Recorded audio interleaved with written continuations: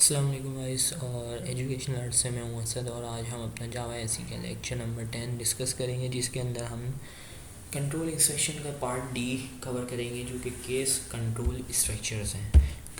Case control structures कहाँ use होते हैं और ये क्या है।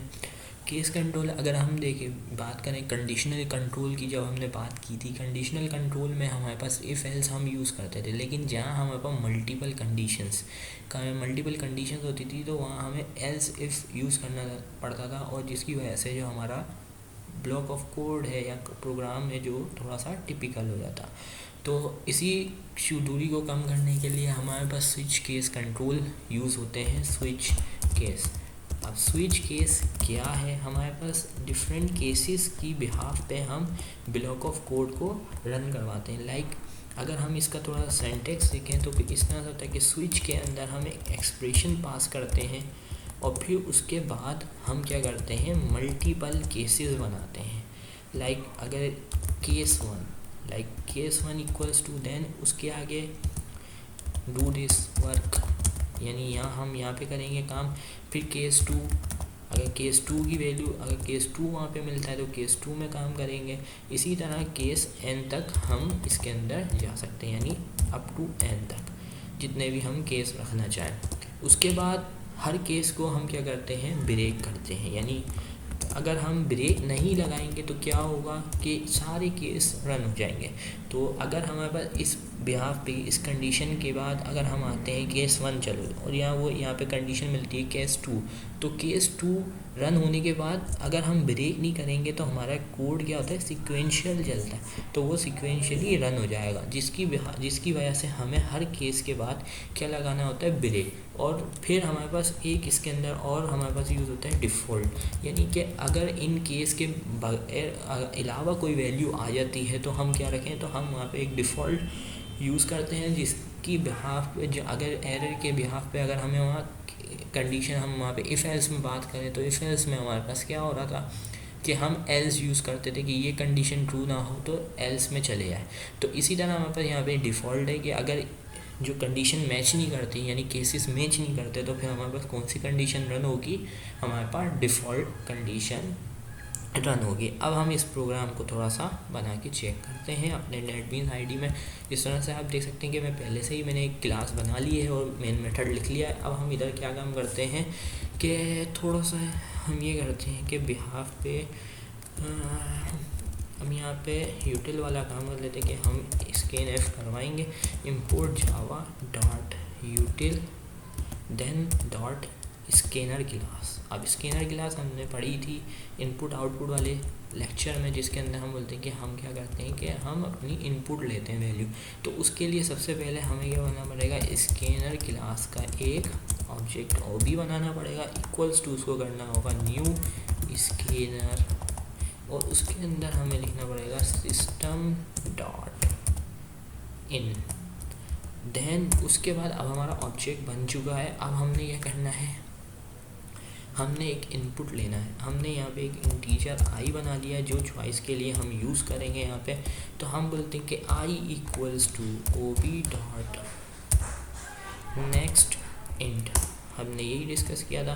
तो अब हमारे पास क्या होगा कि एक इनपुट लेनी पड़ेगी हमें वैल्यू। तो उसके लिए हम एक मैसेज प्रिंट कर देते हैं, system dot out dot print Elon, और इसके अंदर हम दे देते हैं कि एंटर योर चॉइस। अब हम क्या करते हैं, तो अगर हमने, क्योंकि हम इनपुट ले रहे हैं तो इसलिए हम यहाँ पे प्रिंट यूज़ करते हैं, क्योंकि प्रिंट एलन क्या करता है, हमें नेक्स्ट लाइन पे ट्रांसफ़र कर देता है। तो अब हम यहाँ पे कि अपना स्विच केस की कंडीशन को चलाएं, तो हम यहाँ पे लिखेंगे कि स्विच के बाद हमारी कंडीशन है, हमने कौन सी, इफ़ आई, तो हमने आई वेरिएबल दिया। अब जो आई में वैल्यू होगी उसके बिहाफ पे हमारे केसेस रन होंगे। तो हम पहला केस लिखते हैं केस वन इक्वल, इसके बाद ये केस वन है हमारा। केस वन के अंदर हम लेते हैं कि सिस्टम डॉट आउट, इसी को हम लेते हैं और सिंपली हम क्या करते हैं कि चॉइस इज